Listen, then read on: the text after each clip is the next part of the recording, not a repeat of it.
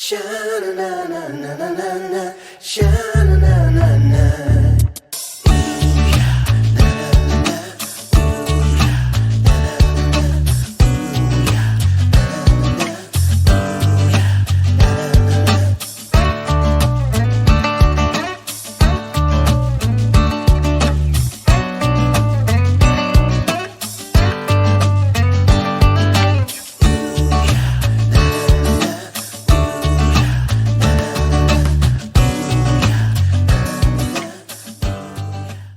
Hi everybody, this is Laura with Jot and Tittle Vintage Typewriters doing a tutorial video for you today for a 1938 Royal Model O. It is the last year that they did a Model O, and the Model O is one of my favorite models. I love typing on them. These are great because they're ultra portable, not as small as some of the travel typewriters. So it's technically it's not known as an ultra portable, but it's smaller than most typical portable typewriters. And I just find them they're very basic, very simple, and I can't tell you why other than I really like typing on them. So they're one of my favorites. All right, so let's go ahead and get started. First of all, I just want you to know that we recommend putting a typewriter pad under your typewriters. Our pads have a non-slip bottom to it, so it keeps your typewriters from scooting when you're typing. And then also it protects your table. Okay, so we're gonna go ahead and start with the back and work our way forward. So first of all, you flip, this back plate flips, and that's where you set your margins. And so you just press and drag. There's your right margin, here's your left margin. And depending on where you have your margins set is how far your carriage is gonna move. Now to move your carriage, there's a lever right here, and there's also one on the other side, and they're both behind the handles. So when you pull it in, it doesn't matter which side, it's automatically going to pull to the left. And this is very smooth, nice, and it's got a cute little bell on it. All right, so that is your carriage. Now, I like a narrow margin for my typing demo, so I'm going to bring that in. Now, there's no tab on a Royal Model O. Like I said, it's a very basic model, so no tabs. And then I'm going to open up this top. Now, this one has like hardly any nicks or scratches on it. The finish is fantastic. And to keep it that way, I'm going to make sure I move my carriage over to the left, and then I'm going to pop open the top. And you can see inside we have a nice metal spool. It's not the original ones, but we did put a metal spool in there.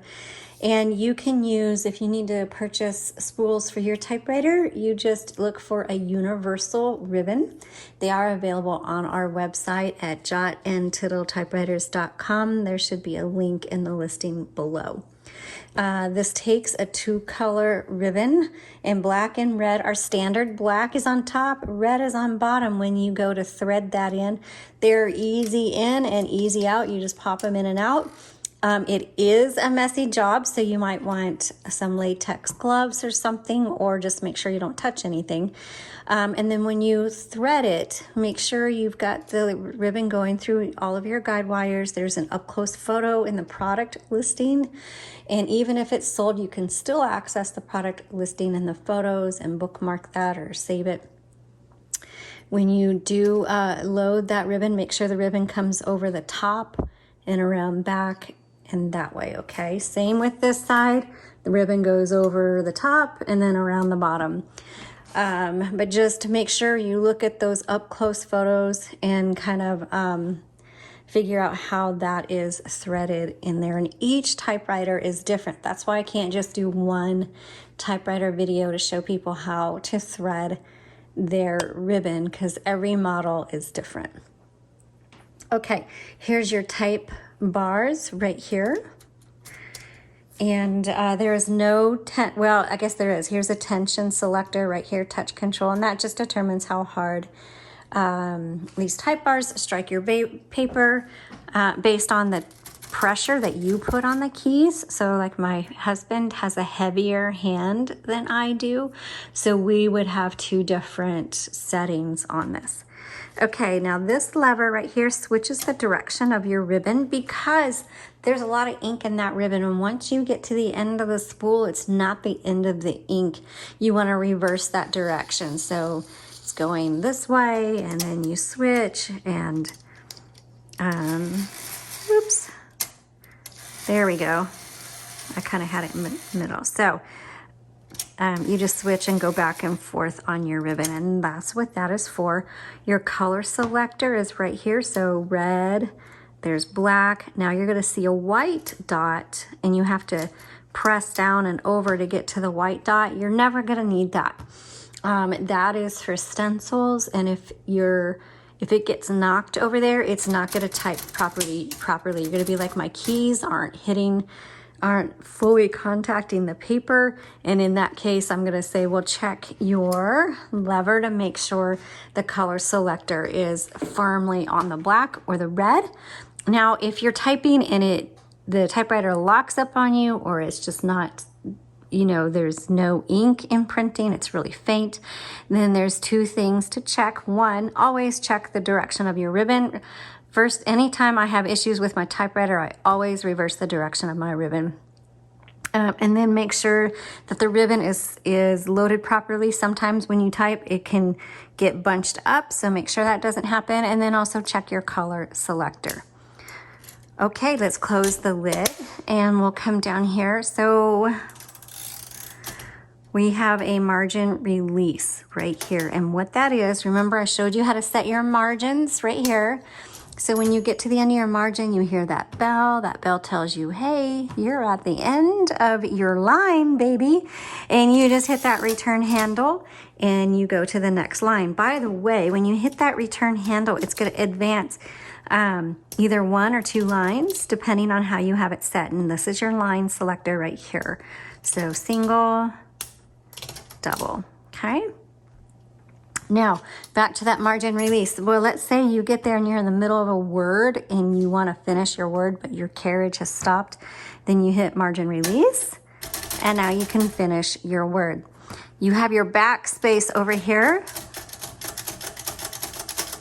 Backspace does not erase, but it's if you make a mistake, which you will, I guarantee it, you can either type over it, X through it, line through it, however, whichever typewriter etiquette that you have chosen to embrace, then that's what you can do with that.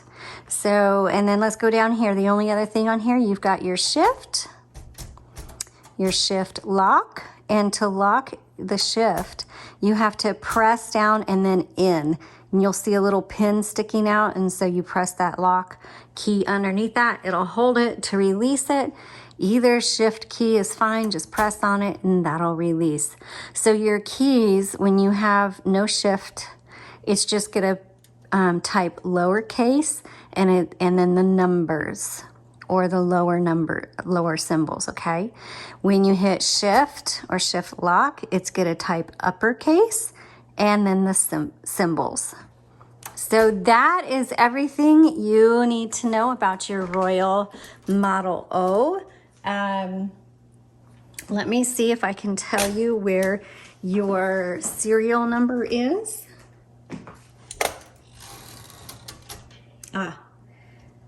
It's been a while since I've done a Royal Model O. Okay, your serial number is back here. Very easy to find, behind the carriage on the left side, and it'll start with an O and then a dash and your number, and you can go to typewriterdatabase.com and look up that serial number under Royal and then look for the Model O. It's going to be in the 30s. The Model O ran from 1932 to 1938. So I can at least give you that date range, and then you can narrow it down on the database. All right. Thanks so much for watching. Please visit our website at jotandtittletypewriters.com and subscribe to this channel. You all have a blessed day.